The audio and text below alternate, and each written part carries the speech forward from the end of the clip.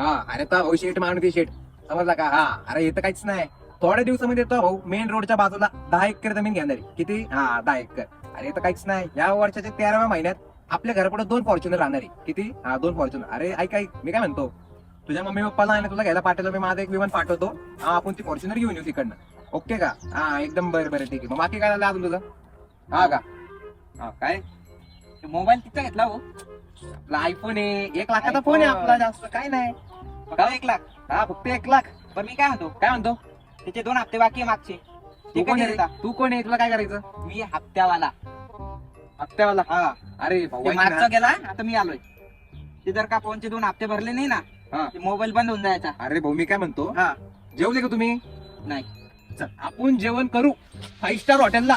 5 star hotel आपण जेवण करू, कळलं का? चला. सोन्याची वाटतं. सोनच आहे ना.